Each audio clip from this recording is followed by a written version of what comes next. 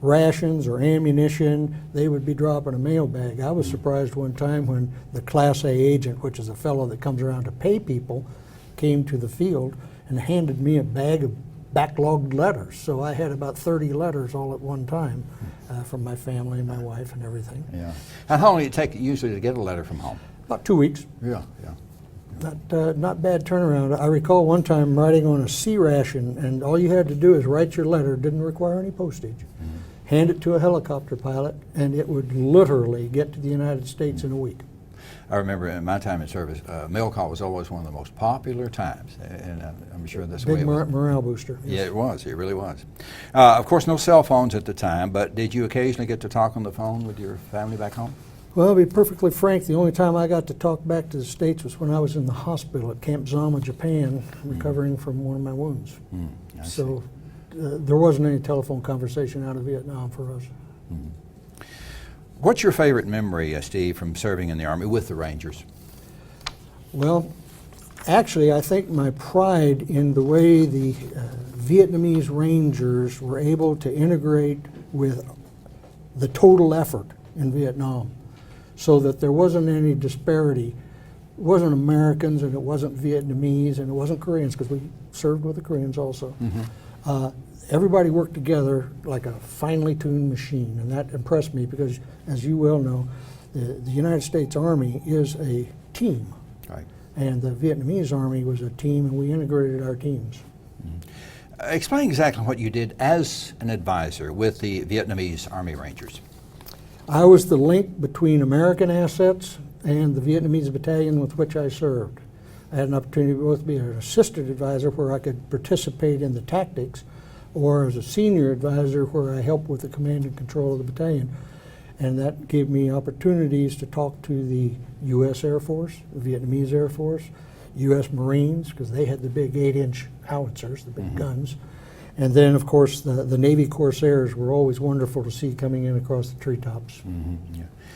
Now, this a typical day, would you like before daybreak, and would you stay out 2 or 3 days? How did it go? Well, we stayed out. It was a continuous patrolling operation. We called them sweeps. And in the context of a sweep, you'd leave where you had spent the night. We called them RONs, or remain overnight. One of the things I became notorious for was I like to shoot a lot of artillery.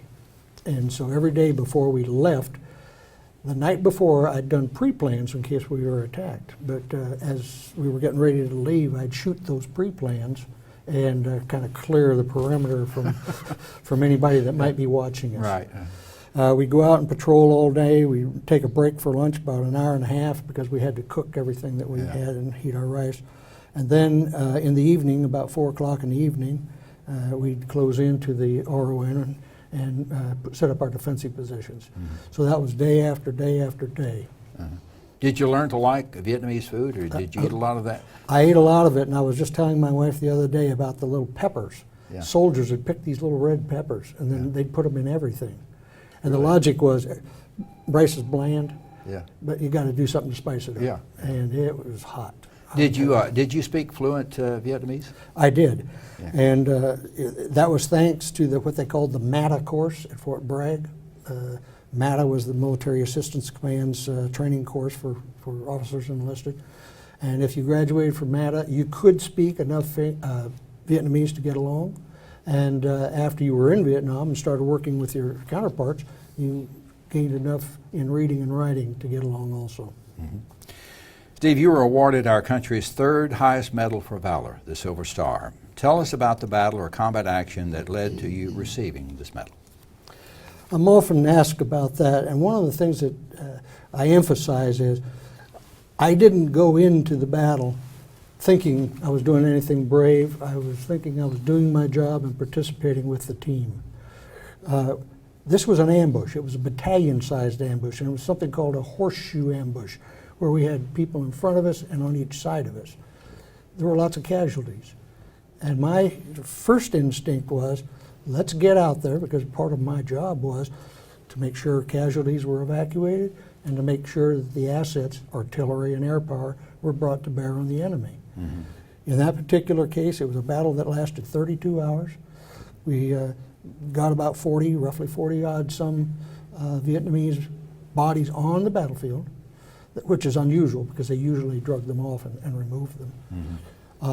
It turned out that we were fighting against a Viet Cong battalion that was being reinforced by a North Vietnamese Army advisory group.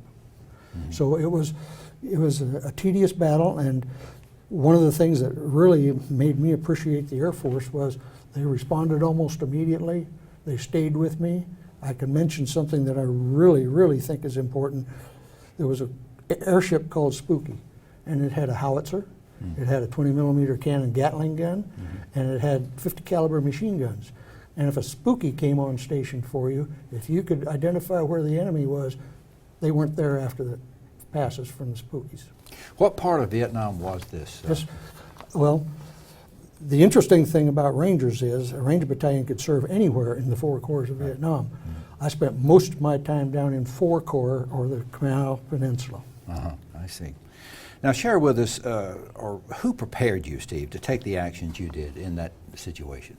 Well, obviously I'd already gone through infantry training. I'd been in infantry training for a lot of years. The activities were part of my training at the MATA course and the being able to talk Air Force talk and to talk the Marine Corps talk for adjusting artillery. And I say that with a little levity because if you don't know the slang and can't communicate with those guys, they take a long time to respond. But if you know the slang, they're Johnny on the spot. They're right there with what you need. Right.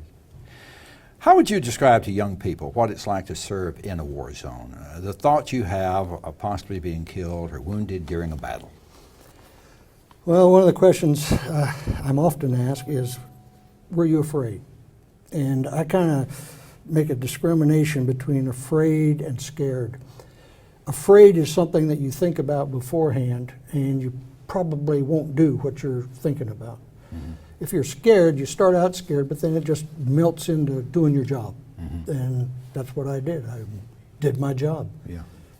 And you weren't just thinking, well, you're always thinking, how can I get out of this alive, or hopefully you can make it out. Absolutely. Now, you were wounded twice in Vietnam. Steve, talk a little about that. Well, I'll highlight the fact that the bullets aren't yours in the sense that there's a snap and a pop when they, high-powered rifle bullet goes past your ear. If you are wounded, you can't hear the snap or the pop. So you're always hopeful that you keep hearing the snaps and the pops because you're down low and you're avoiding the exposure. In my particular case, I was in an area, we were doing a recovery on a downed aircraft. We were trying to help the pilot who was badly wounded and get the machine guns off and the ammunition off. And they'd had an opportunity to set up the mortars. The Viet Cong set up the mortars and brought mortar fire down on us. And I was wounded and had a bad wound to my hand. I thought I was going to get out and return home. And I said to the doctor, well, I can't go back to the field. I don't have any trigger finger. He said, don't worry about it. We sewed it back on. It's an interesting story about this. Steve, tell us about how you were wounded, like part of your knuckle had to be replaced. Is that right? Yes. They rebuilt my knuckle for me, and I can do just about everything. And tell us about, it involved a ricochet. Explain that for us. The mortar rounds came from afar, and they dropped down on us, and they were exploding, and I was spread with fragments from a mortar round. But the bullet that got my knuckle was a ricochet off of a bumper. It was what they call